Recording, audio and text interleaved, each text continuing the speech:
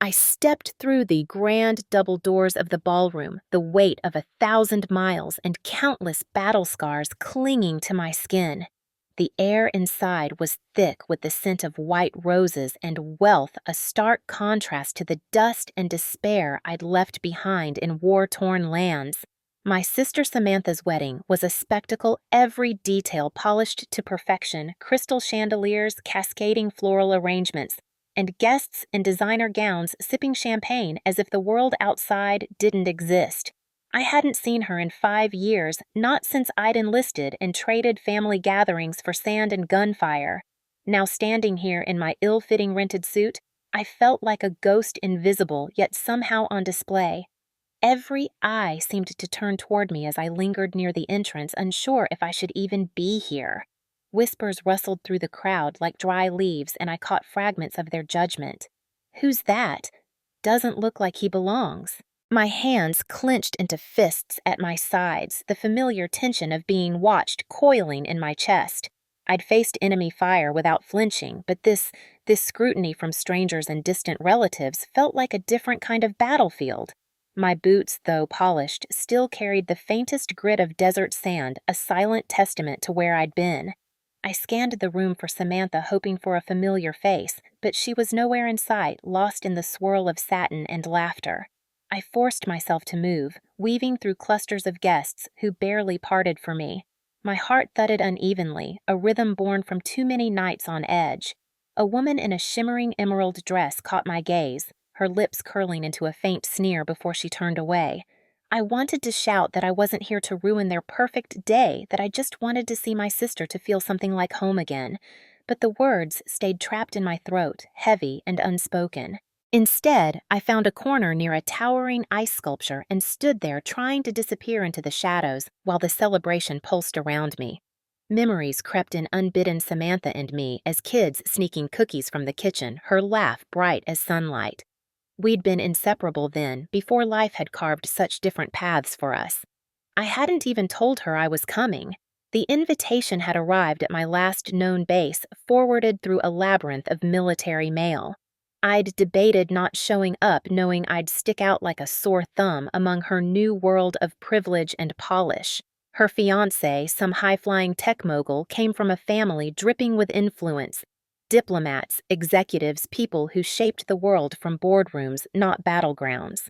What was I compared to? That just a soldier with haunted eyes and hands that didn't know how to hold anything but a rifle anymore.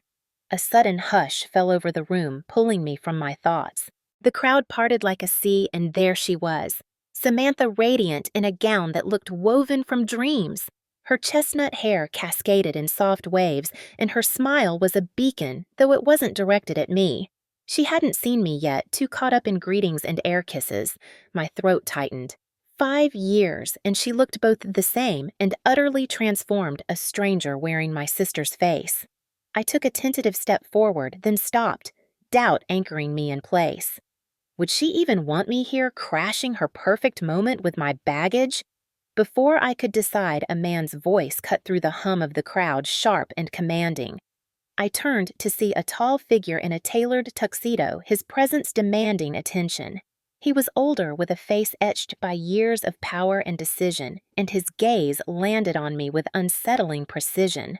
I didn't know him, but something in his stare told me he knew exactly who I was. My pulse quickened as he began to move through the room straight toward me, the sea of guests parting for him like he was royalty. Who was this man, and why did it feel like my entire world was about to shift under his scrutiny? I stood frozen in my corner of the ballroom, the cold edge of the ice sculpture pressing into my back as the man in the tailored tuxedo approached. His stride was deliberate, each step a calculated move like a predator sizing up prey. Up close, I could see the silver at his temples and the hard lines of his jaw, a face that commanded without effort. My palms grew damp, and I fought the urge to wipe them on my rented suit. I'd faced worse than a stern look in combat zones, so why did this feel like I was about to be dismantled? He stopped just a foot away, his eyes sharp and gray, as storm clouds scanning me from head to toe. I felt stripped bare, as if he could see every scar, every sleepless night, every choice that had led me here instead of somewhere worthier. "You must be Ethan," he said, his voice low but carrying the weight of authority. I nodded, unsure how he knew my name when I hadn't spoken it to a soul tonight. I'm Richard Caldwell, Samantha's soon-to-be father-in-law. His tone didn't invite warmth or welcome. It was a statement of fact, a line drawn in the sand. I swallowed hard, forcing my voice to steady. Good to meet you, sir. The words felt hollow, a reflex from years of military decorum. His lips twitched, not quite a smile, more like a flicker of amusement at my expense. I've heard about you, he continued, folding his arms across his chest. The soldier. The one who's been absent. That last word hung in the air, heavy with accusation. My gut twisted. Absent, I'd been bleeding for my country hauling wounded comrades through hell while Samantha planned this fairy tale life. But I didn't say that. I couldn't. Not here under the glitter of chandeliers and the weight of his judgment. Instead, I shifted my weight, meeting his gaze. I've been serving overseas. Just got back. My voice was quieter than I intended, almost lost in the murmur of the crowd around us. Richard tilted his head as if weighing my words against some invisible scale. Serving, he echoed the word clipped. Admirable, I suppose, though it's a shame you couldn't serve your family in the same way. The barb landed like a punch, stealing the air from my lungs. I wanted to argue, to tell him about the nights I'd spent staring at Samantha's letters, the money I'd sent to help with her tuition, even when I had nothing left for myself. But his expression told me he'd already made up his mind about who I was, the failure, the runaway, the black sheep, who didn't fit into their flawless world. I glanced past him, desperate for a glimpse of Samantha, hoping she might appear and break this suffocating moment. But she was still lost in the crowd, a vision in white, oblivious to the storm brewing in my corner. Richard followed my gaze, his eyes narrowing.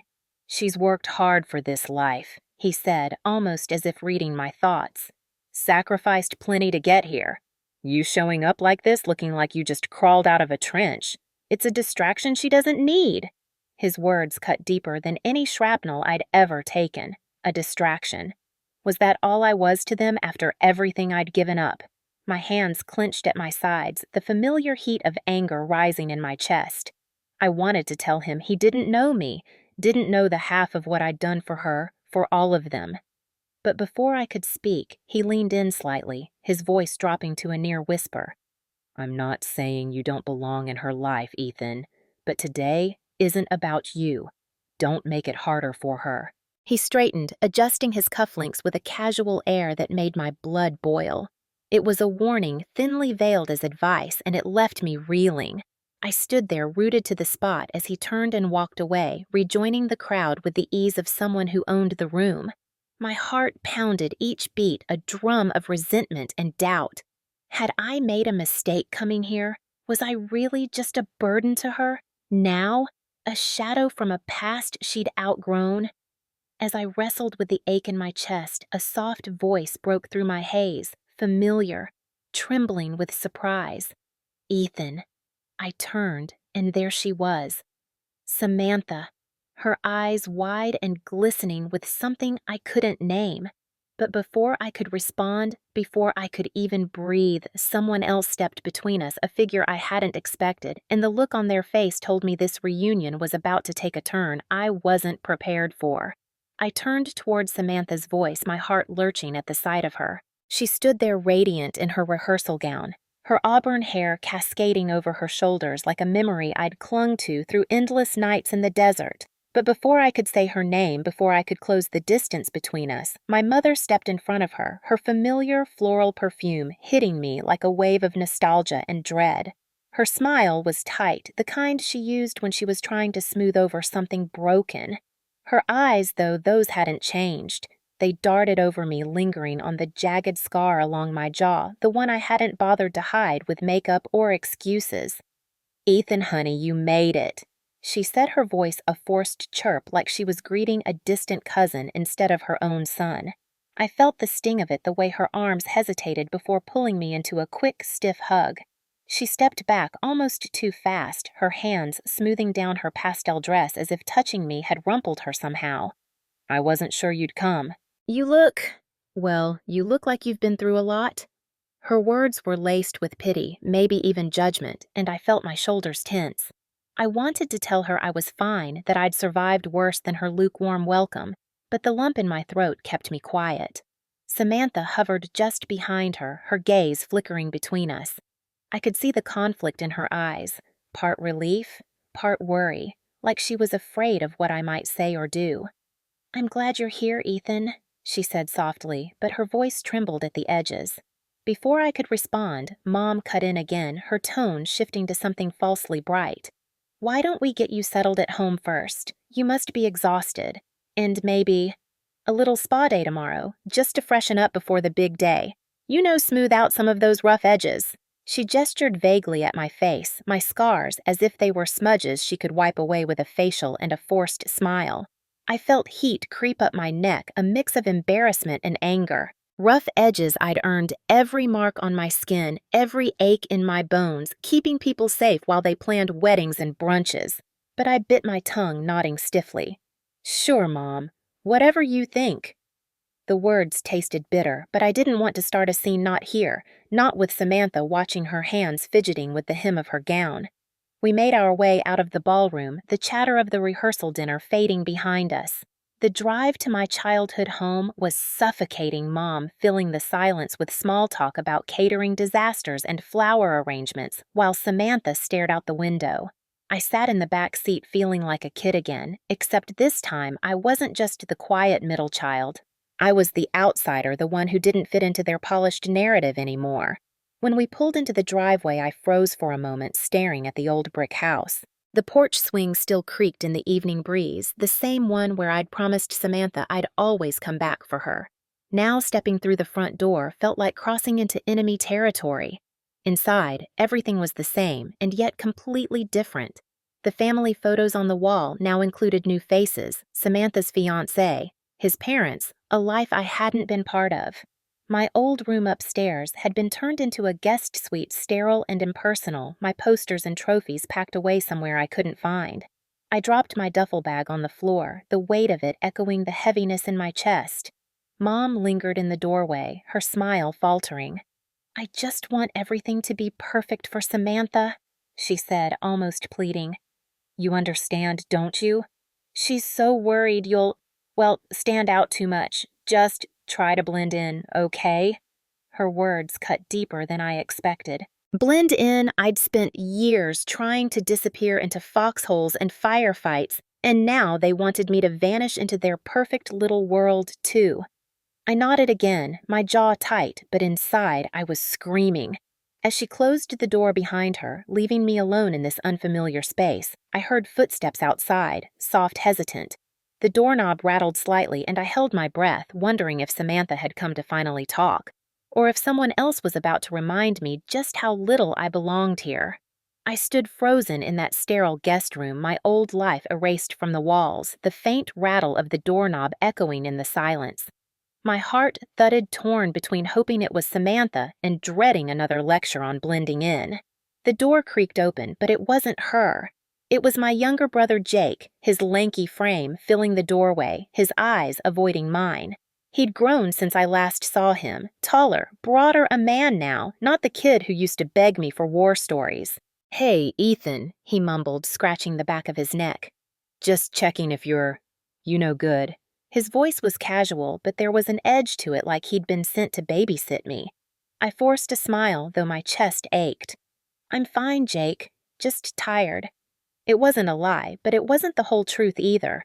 I was exhausted not from the long flight or the jet lag, but from the weight of being here, of feeling like a stranger in my own family.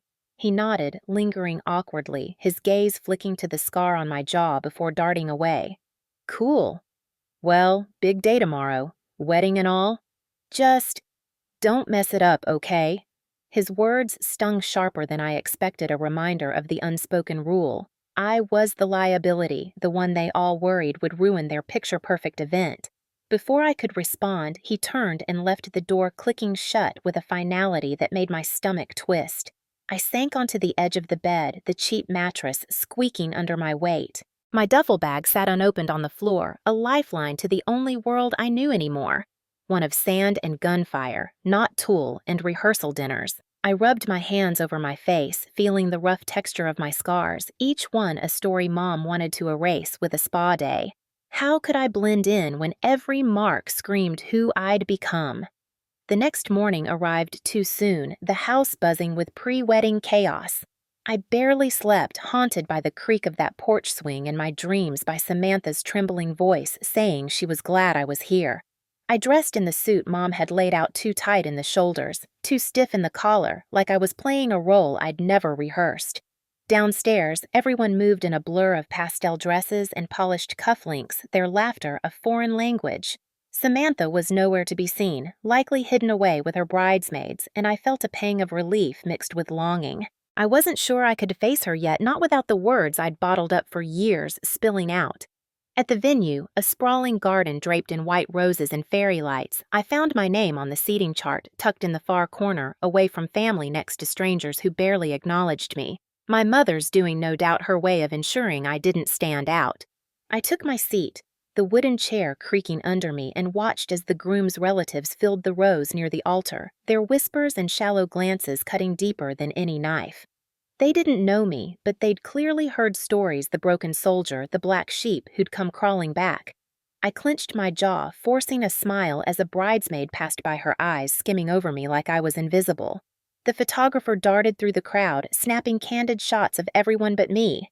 I caught a glimpse of Jake near the front, laughing with Samantha's fiancé, looking more at ease with him than he ever had with me. A bitter taste rose in my throat. Had I really been gone so long that I'd lost even the scraps of connection I used to have? I shifted in my seat, the suit suffocating my scars, itching under the fabric. Around me, conversations hummed gossip about the cake compliments on the decor, but no one spoke to me. I was a ghost at my own sister's wedding, a mistake they'd rather forget. My hands balled into fists under the table as the whispers grew louder, a group of bridesmaids huddled nearby, their giggles barely masked. Were they talking about me? About the scars? The rumors of why I'd been gone so long? I wanted to stand to confront them, to demand why I was being treated like a stain on their pristine day. But I stayed seated, my smile a fragile mask, the tension coiling tighter in my chest. How much longer could I sit here invisible before I snapped, before I said something I couldn't take back? Then, over the murmur of the crowd, I heard a familiar voice. Samantha's calling my name from across the garden, and my heart stopped. Was she finally reaching out, or was this just another moment I'd misread? I turned my head toward Samantha's voice, my heart a frantic drum against my ribs. She stood at the far edge of the garden, her wedding gown shimmering under the fairy lights, a vision of grace that made the ache in my chest sharpen. Her hand waved subtly, beckoning me over, and for a fleeting moment I felt a flicker of hope. Maybe this was it, the chance to reconnect, to say the things I'd carried across deserts and battlefields. But as I stood brushing off the invisible dust of exclusion, I noticed the group around her. Not just bridesmaids, but the groom's family, their polished smiles and judgmental eyes pinning me in place. My stomach churned. Was this a genuine call or just another stage-managed moment to prove I wasn't a total outcast? I weaved through the crowd, my stiff suit chafing with every step, the whispers of the guests trailing me like smoke. I caught fragments of their words. Who's that? And looks out of place. Each one a tiny blade slicing at the fragile armor I'd built. By the time I reached Samantha, my palms were sweaty, my forced smile a brittle shell. She looked at me, her eyes soft but fleeting, before turning to the woman beside her, the groom's sister Lila, a sharp-featured woman with a smirk that could cut glass. "Ethan, I'm so glad you're here," Samantha said, her voice warm, but hurried like she was checking a box. "Lila was just asking about you." My gut twisted. Asking about me. The way Lila's gaze raked over me from my ill-fitting suit to the scar on my jaw told me her interest wasn't kind. "Oh, Ethan," Lila drawled, her voice dripping with faux sweetness loud enough for the nearby cluster of guests to hear. "You're the mysterious brother we've heard so much about. Samantha didn't mention how unique your style is." Her eyes lingered on my suit, on the scuffed boots I hadn't been able to replace, and a ripple of laughter spread through the group. Heat crept up my neck, a fire igniting in my chest. I wanted to snap back to tell her I didn't spend my life in salons or boutiques, that these scars were earned while they sipped champagne. But I bit my tongue for Samantha's sake, my fists clenching at my sides. Lila wasn't done. She stepped closer, her perfume a cloying assault, and gestured dramatically to the crowd. "You know, Ethan, you've been away so long, you must be dying to meet someone special." "I've got just the person." Her voice carried, drawing more eyes, more whispers. My heart plummeted. She turned, pointing to a woman across the garden, someone I didn't know, dressed in an over-the-top floral number, her expression a mix of confusion and pity as Lila called her over. "Marissa, come meet Samantha's brother. He's a bit of a lone wolf, but I'm sure you can fix that." The laughter grew louder, a chorus of mockery, and I felt the ground shift beneath me. I wasn't just invisible anymore. I was a spectacle, a punchline at my sister's wedding. My breath came in shallow bursts, the fire in my chest roaring now, threatening to consume me. I glanced at Samantha, hoping for a lifeline, a sign she'd intervene. But she just stood there, her smile faltering, her hands fidgeting with the lace of her gown. Did she even see me, or was I just another problem to manage on her perfect day? The weight of every sidelong glance, every snide remark pressed down on me. And I wondered how I'd let myself believe this family still had a place for me. I'd faced bullets and bombs, yet this being humiliated in front of strangers was a wound I hadn't prepared for. Marissa approached her steps, hesitant, her smile awkward, and I felt a surge of desperation. I couldn't let this charade continue, couldn't let Lila turn me into some pathetic matchmaking project, but what could I do? Walk away and prove I didn't belong? Stay and let the humiliation fester? My mind raced, searching for an escape, when Lila's voice cut through again, sharp and gleeful. "Oh, don't be shy, Ethan. Tell Marissa about your adventures. I'm sure they're fascinating." The crowd leaned in, hungry for more entertainment at my expense, and I felt the last thread of my restraint fraying. How much more could I take before I shattered right here in the middle of this garden of roses and lies? As Lila's taunting words echoed through the garden, a sickening heat surged through me, burning away the last shred of patience I'd clung to. My jaw clenched so tightly I thought my teeth might crack, and my hands balled into fists at my sides, the knuckles whitening. Marissa, the unsuspecting woman Lila had dragged into this cruel game, stood before me with an uneasy smile, her eyes darting between me and the crowd. I could see she didn't want to be part of this any more than I did, but that didn't dull the sting of being made a fool. The laughter around us swelled a suffocating wave, and I felt like a cornered animal, every instinct screaming to lash out or run. I forced my gaze to Samantha, my sister, the one person who should have had my back. Her face was a mask of discomfort, her lips pressed into a thin line as she avoided meeting my eyes. That hurt more than Lila's barbs, knowing Samantha saw this happening and did nothing. Was she so wrapped up in her perfect day that she couldn't spare a word to stop this? Or was I just not worth the effort anymore? The thought cut deep, reopening old wounds from years of distance of unanswered letters and missed calls. I'd fought to come back to this family, but standing here, I felt more alone than I ever had on a battlefield. I took a shaky breath, trying to anchor myself, but Lila's voice sliced through again. "Come on, Ethan, don't keep us waiting.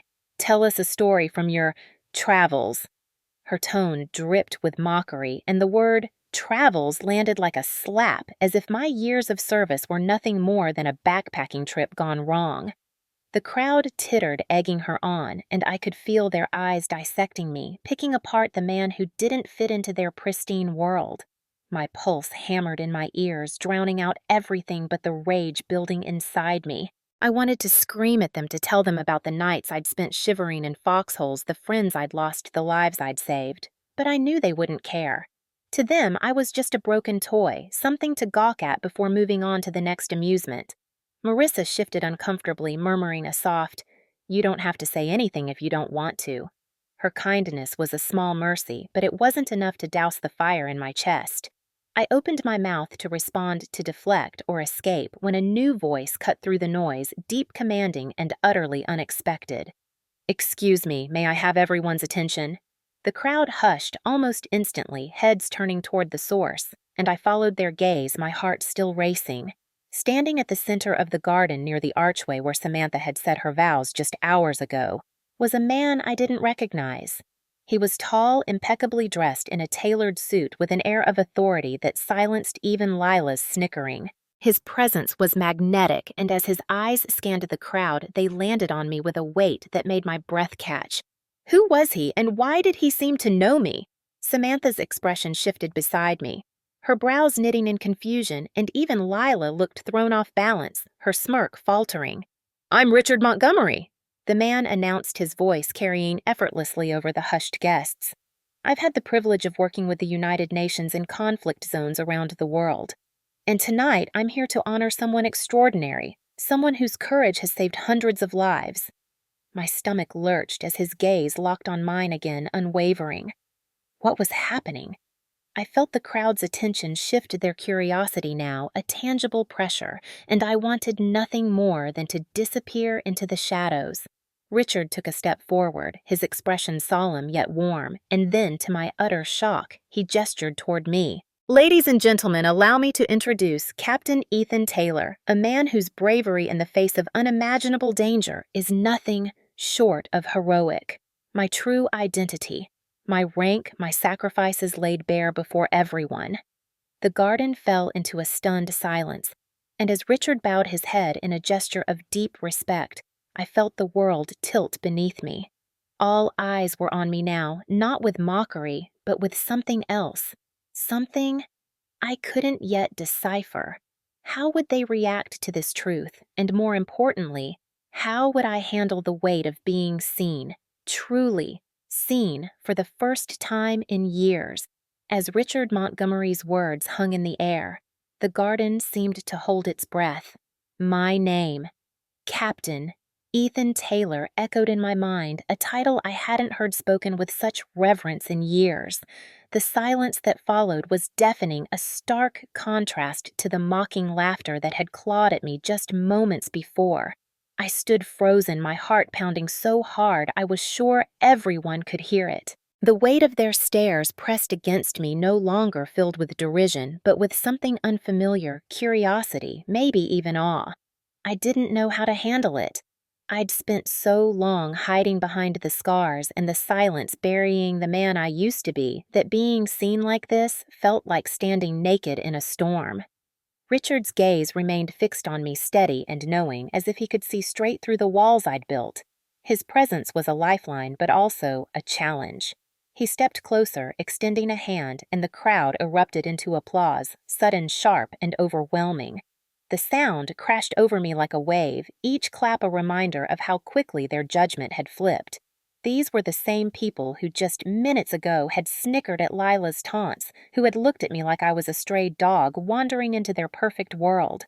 Now they clapped and smiled, their faces painted with admiration.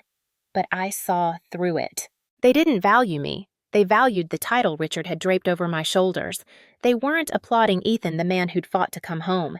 They were applauding some idealized hero they'd never understand. I forced a tight smile as I shook Richard's hand, his grip firm and warm. "It's an honor to meet you, Captain Taylor," he said, his voice low enough for only me to hear. "I've heard stories of your courage for years. I'm glad to finally put a face to the name." His words stirred something in me. Gratitude maybe, or a flicker of pride I hadn't felt in ages. But beneath it, bitterness churned. Why now? Why here in front of these people who didn't deserve to know my story? I nodded, mumbling a thank you, but my throat felt tight like I was choking on the weight of it all. The applause faded, giving way to murmurs and whispers as people clustered around me. Faces I didn't recognize offered congratulations, their handshakes eager, their smiles too bright. I felt like a circus act paraded out for their entertainment.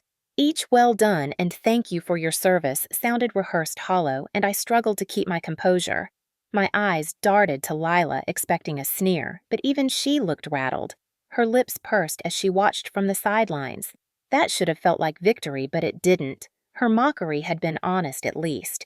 This sudden praise felt like hypocrisy, a shiny veneer over the disdain they'd shown me earlier. Samantha approached, then her expression a mix of guilt and awe. She touched my arm lightly, her voice soft. "Ethan, I had no idea. Why didn't you tell me?" Her words stung more than I expected. "Tell her When had there been space for that? Between her unanswered calls and the years of distance. When had I ever felt like I could share the weight of what I'd been through? I wanted to snap at her to ask why she hadn't fought for me when Lila was tearing me apart just minutes ago. But I couldn't not hear, not with everyone watching. So I shrugged my voice gruff. Didn't think it mattered. Her face fell, and for a moment I thought she might say more, but someone else stepped in gushing over my heroism. I let the conversation pull me away, but my mind stayed with Samantha. That old ache, the longing for the sister who'd once been my best friend, gnawed at me. Could we ever bridge the gap that had grown between us, or was this just another moment we'd gloss over with polite smiles? As the crowd thinned, Richard lingered nearby, watching me with an intensity that made my skin prickle. He hadn't said much since his introduction, but I could tell he wasn't done. There was something in his eyes, a purpose, a question. I excused myself from the latest well-wisher, my chest tight with anticipation and dread. What did he want from me? Had he come all this way just to shine a spotlight on my past? Or was there something more, something I wasn't ready to face? As I moved toward him, bracing for whatever came next, I felt the ground shift beneath me once again, unsure if I was walking toward salvation or another battlefield. I stood there, Richard's lingering gaze pinning me in place as the last of the crowd's murmurs faded into the garden's soft evening hum. My chest was tight, a cocktail of adrenaline and unease swirling inside me. Samantha's question, why hadn't I told her, echoed in my mind louder than the applause that had just died down. I wanted to escape to slip away from the weight of everyone's sudden reverence, but Richard's presence held me like an anchor. He hadn't moved, hadn't spoken since his quiet observation earlier, but I could feel the unspoken words building between us. I took a reluctant step toward him, my boots crunching on the gravel path, each sound amplifying the dread knotting my stomach. What did he know about me that even I had tried to forget? As I neared, Richard offered a small, almost sympathetic smile, the kind that suggested he understood more than he let on. Ethan, he started, his voice low and steady. I didn't mean to put you on display like that. I hope you'll forgive the theatrics. I just couldn't let those people tear you down without knowing who you really are. His words caught me off guard, a warmth in them I hadn't expected. But they also scratched at old wounds. Who I really was, I barely knew that myself anymore. I'd spent so long burying Captain Ethan Taylor under layers of silence and shame that unearthing him now felt like dragging a corpse into the light. I nodded, unsure how to respond, my throat tight with a mix of gratitude and suspicion. It's fine I managed, though, my voice betrayed the lie. I'm just not used to all this. I gestured vaguely at the garden, at the invisible ghosts of applause and judgment still lingering in the air. Richard's eyes softened, but there was a sharpness there too, like he was measuring me, waiting for something. I get it, he said, but I think there's more to your story than what I've heard, and I think you deserve to tell it on your terms. His words hung heavy in invitation, or maybe a challenge. My mind raced back to the missions, the losses, the nights I'd woken up gasping hands, shaking from memories I couldn't outrun. Tell it! The idea felt impossible. Every piece of that story was jagged, cutting me open whenever I dared to touch it. I'd kept it locked away for a reason, not just from strangers, but from Samantha, from everyone.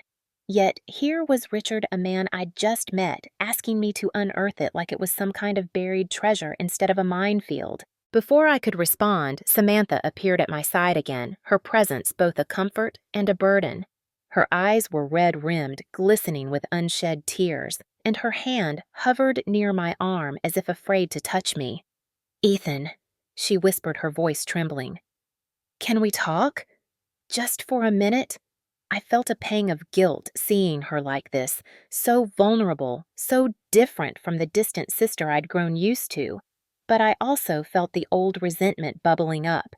Where had this concern been all these years? Why now, after I'd been paraded like some kind of war trophy? I glanced at Richard, who gave a subtle nod, stepping back to give us space. My jaw clenched as I turned to Samantha, bracing myself for whatever she wanted to say. What is it I asked sharper than I meant to? She flinched but didn't back down. I didn't know, Ethan, about any of it. The things you went through, the things you did. Why did you keep it all from me? Her voice broke on the last word, and a tear slipped down her cheek, catching the fading sunlight. Her question hit me like a punch, raw and unrelenting. Why? Because I'd been drowning in it, because every time I tried to speak, the words turned to ash in my mouth. Because I didn't think she'd care, or worse, that she'd look at me with pity instead of pride. I wanted to tell her that to spill every bitter truth I'd held back, but the words stuck, trapped behind years of silence. Instead, I just stared at her, my own eyes burning as I fought to keep my composure. Samantha stepped closer, her hand finally resting on my arm, warm and tentative. I see you now, she said softly. Not as the brother I drifted away from, not as someone who struggles to fit in. I see you as brave. So incredibly brave.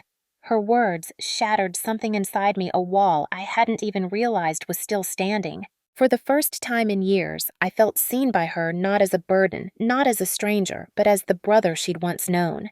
But could I trust this moment? Could our fractured bond, splintered by time and silence, really begin to mend here under the weight of so many watching eyes? As her hand lingered on my arm, a flicker of hope warred with the fear that it was too late. I wanted to believe in this in her, but doubt gnawed at me, whispering that some breaks could never be fixed.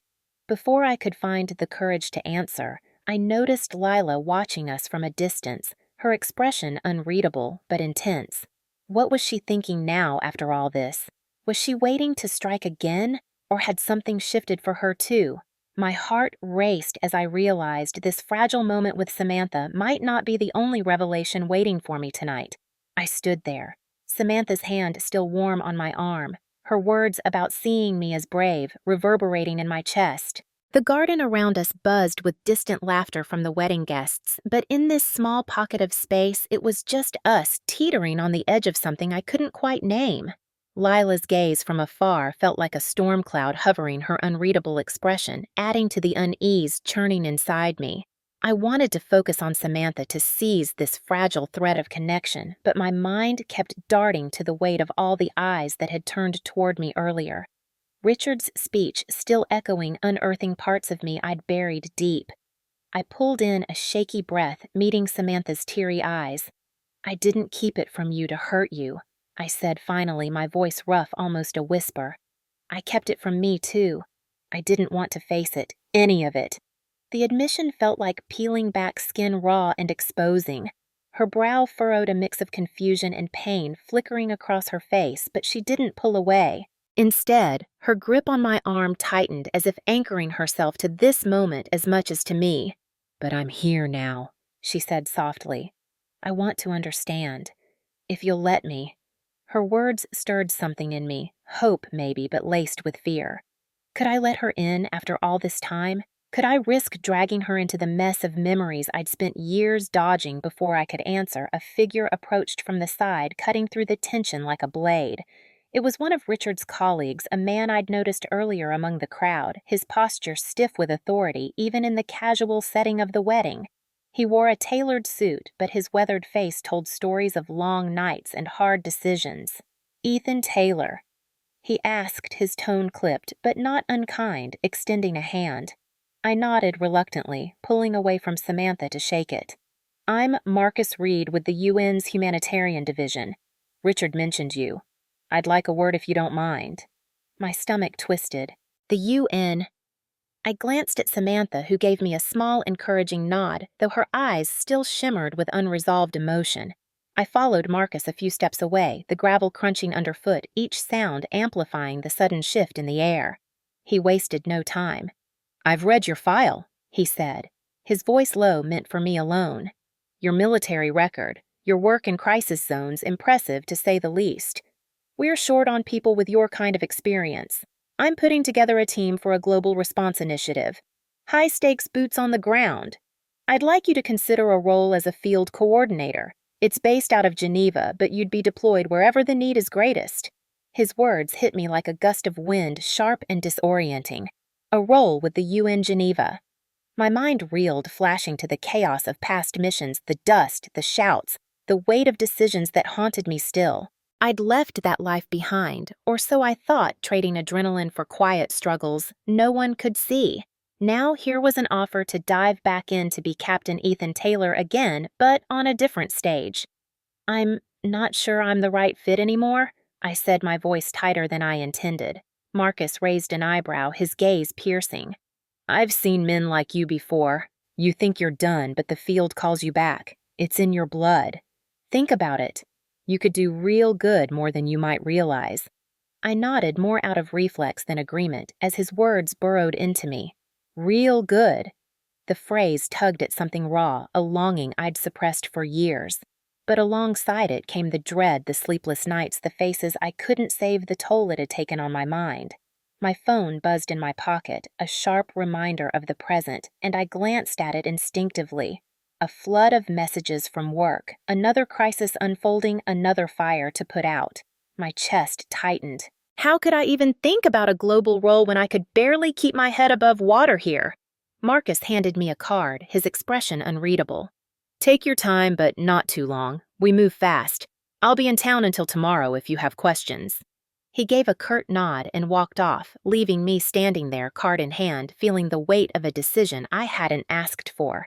I turned back to Samantha, but she was now speaking with Lila, their heads bent together in quiet conversation. My pulse quickened. What were they saying? Was Lila stirring trouble again, or was this something else? And beyond them, Richard watched from a distance, his earlier words about telling my story still hanging over me like a shadow. I felt caught in a web of choices and unspoken truths, each thread pulling me in a different direction. Could I handle this offer without losing the fragile ground I was rebuilding with Samantha, or losing myself all over again?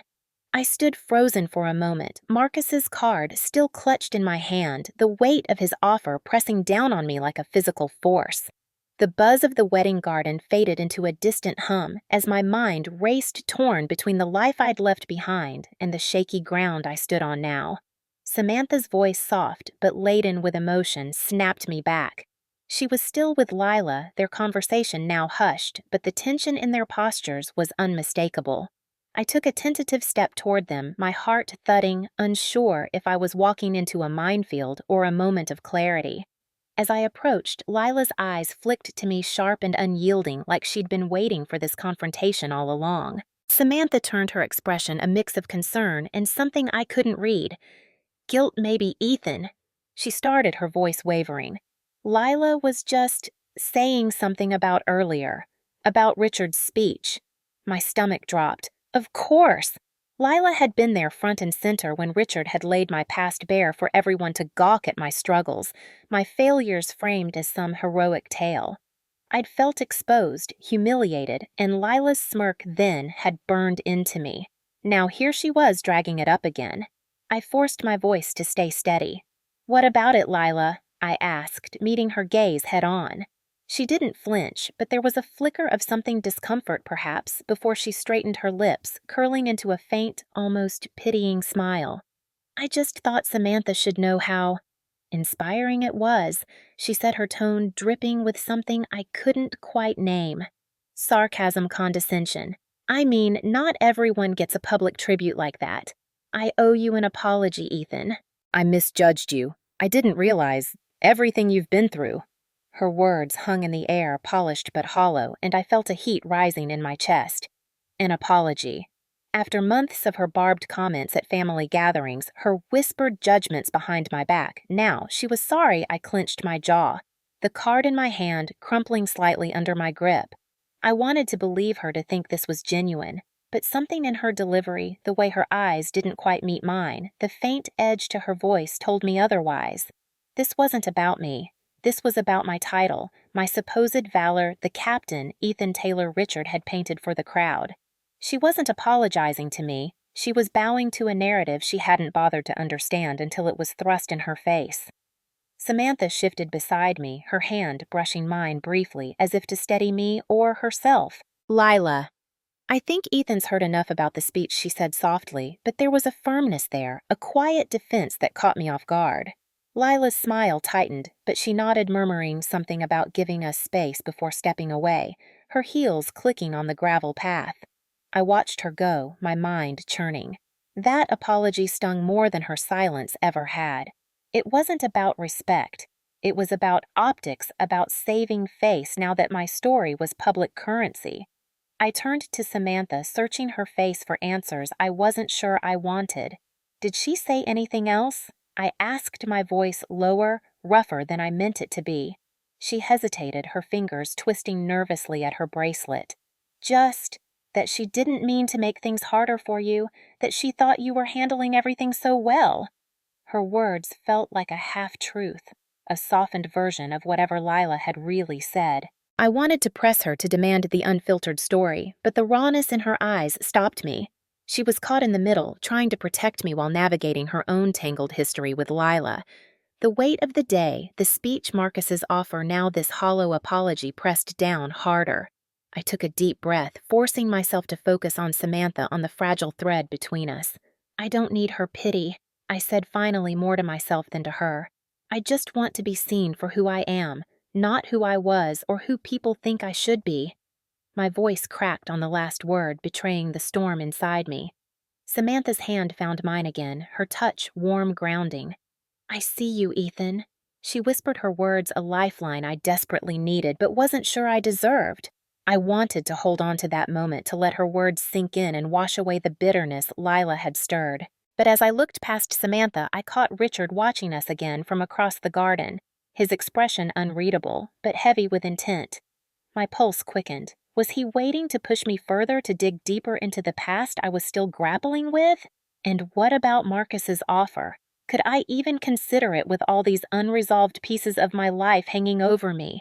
I felt trapped in a crossfire of expectations, and the one person who seemed to understand Samantha might not be ready for the full weight of my truth. What would happen if I told her everything right here, right now? I stood there, Samantha's hand still in mine, her whispered words echoing in my ears like a promise I wasn't sure I could trust. I see you, Ethan. Those 4 words should have been enough, should have anchored me, but instead they stirred a deeper unrest. I wanted to believe her, to let her gaze wash away the sting of Lila's half-hearted apology and the weight of Richard's public dissection of my past. But as I looked into her eyes, I saw my own reflection fractured, uncertain, a man still haunted by the ghosts of who I used to be. Could she really see me, or was she seeing the version of me she hoped I was? Richard's stare from across the garden bore into me, pulling my attention away from Samantha. His silhouette was framed by the fairy lights strung through the trees, a silent sentinel watching my every move. My chest tightened. I'd spent months dodging his attempts to help, his insistence on dragging me back into a narrative I'd fought to escape. That speech earlier hadn't been a tribute. It had been a cage locking me into a story of redemption I hadn't even finished writing for myself. And now, with his eyes fixed on me, I felt the bars tightening. What did he want now? Another round of congratulations? Or was there something else, something heavier waiting to drop? I forced my focus back to Samantha, her hand trembling slightly in mine. I wanted to spill everything Marcus's offer, the way it dangled a future I wasn't sure I deserved, the suffocating weight of Lila's words, and the raw fear that I'd never outrun my past. But the words caught in my throat, sharp and jagged, refusing to surface. Instead, I squeezed her hand, hoping the gesture could say what I couldn't. Her lips curved into a small, sad smile, but her eyes searched mine as if she could sense the storm brewing beneath my silence. "You don't have to carry it all alone," she said softly, her voice a fragile thread in the evening air. "Whatever it is, Ethan, I'm here." Her words pierced me, not with relief, but with a fresh wave of guilt. She was here. Yes, but for how long? If I unloaded the full weight of my truth, the mistakes, the doubts, the temptation of Marcus's offer to start over somewhere far from this tangled mess, would she still stay? I'd seen how family drama had worn her down, how Lila's constant jabs and Richard's overbearing presence had strained even her patience. I was another complication, another burden. The thought twisted in me like a knife. I couldn't lose her, not now, not when she was the one steady thing in this chaos. but keeping her meant risking the truth, and I wasn't sure I was brave enough for that. A murmur of laughter from nearby guests broke the tension, reminding me we weren't alone. The wedding reception carried on around us a bubble of joy and celebration that felt miles away from the weight of this moment. I glanced at Marcus's crumpled card, still in my other hand, the edges worn from my grip. That offer, a humanitarian project overseas, a chance to rebuild lives, maybe even my own, was a lifeline. But it came with a cost. It meant leaving Samantha, leaving this family I'd barely begun to understand, leaving the unresolved pieces of my past to fester. Could I walk away from her, from all of this, just to escape? Or was staying the harder, braver choice? Before I could answer my own question, Richard started walking toward us, his stride purposeful, his face set in that unreadable mask I'd come to dread. My pulse spiked. Samantha noticed too, her grip on my hand tightening for a fleeting second before she let go, as if bracing herself for whatever was coming. Ethan. Richard called out, his voice carrying across the garden, drawing curious glances from nearby guests.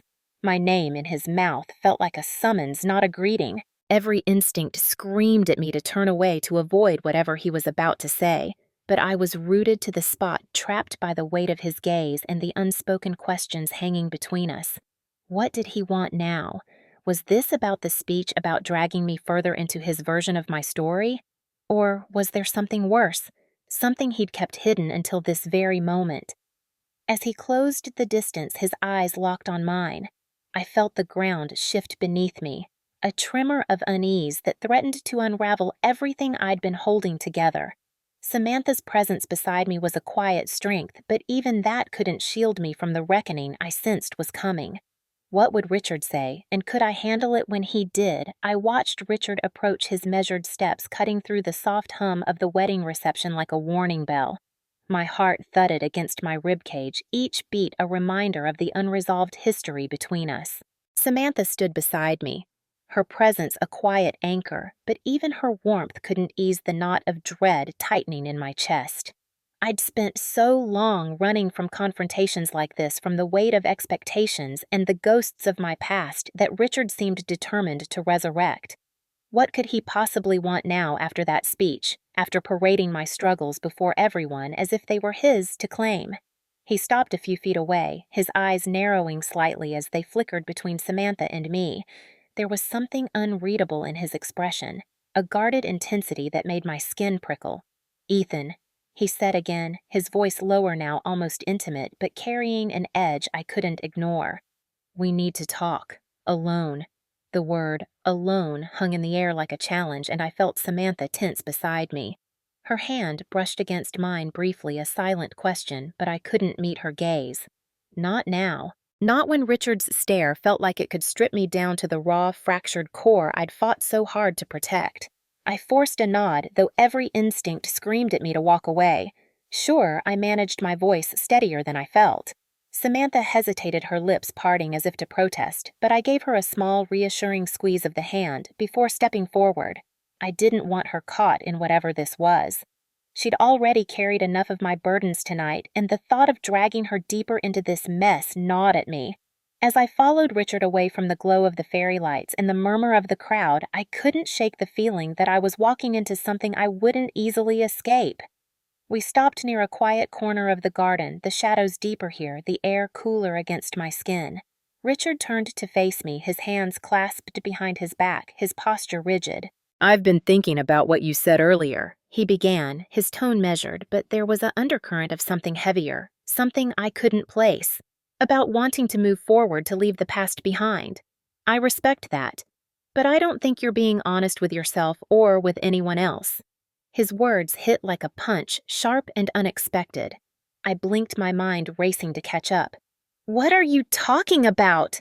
I asked, my voice rough with a mix of confusion and defensiveness. I'd barely said anything during his speech, had kept my responses vague and guarded. Had he seen through the cracks I'd tried to hide? Or was this just another attempt to control the narrative of who I was supposed to be? Richard's eyes bore into mine, unflinching. "Marcus's offer. I know about it, and I know you're considering running off to Jordan thinking it'll fix everything." My breath caught a cold wave of shock washing over me. How did he know I hadn't told anyone except Samantha, and even then I'd only hinted at the possibility? Had Marcus said something, or had Richard been watching me closer than I'd realized? "You can't keep running, Ethan," he continued, his voice softening but still carrying that unrelenting weight. "You think leaving will erase the past, but it won't. It'll follow you. And what about the people you're leaving behind?" What about Samantha? Her name in his mouth felt like a violation, a reminder of how entangled my choices were with the people I cared about most. My hands clenched into fists at my sides, the crumpled card from Marcus still tucked in my pocket, a silent accusation. I wanted to argue to tell him he had no right to lecture me, that he couldn't possibly understand the weight of starting over. But deep down, a sliver of doubt crept in. Was he right? Was I just running again, disguising it as some noble cause? I'd spent so long trying to rebuild myself to prove I was more than my mistakes, but the temptation of escape was a siren call I couldn't ignore. Before I could respond, Richard took a step closer, lowering his voice to a near whisper. "There's something else you should know. Something I've kept to myself until now. About your father." My stomach dropped, the world tilting beneath me. My father, the man who'd been a shadow in my life, a source of pain I'd buried under layers of resentment and silence. What could Richard possibly know about him that I didn't? And why was he bringing it up now in the middle of this already fractured moment? I stared at him, my throat tight, my mind a storm of questions and fear. "What about him?" I managed to ask, my voice barely above a whisper. Richard's expression shifted, a flicker of something regret, maybe crossing his face before he masked it again. "Not here," he said, glancing over his shoulder as if the garden itself might be listening. "Tomorrow, meet me at the old house. There are things you need to see, things I've held on to for too long." His words left me reeling, a mix of anger and dread pooling in my chest. What could he have kept hidden all this time, and why now, when I was already teetering on the edge of a decision that could change everything? As he turned to walk back toward the reception, leaving me standing in the shadowed corner of the garden, I felt the weight of his unspoken revelation pressing down on me. Whatever he knew about my father, whatever he was holding back, I wasn't sure I was ready to face it. But could I afford to ignore it when it might hold the key to understanding who I really am?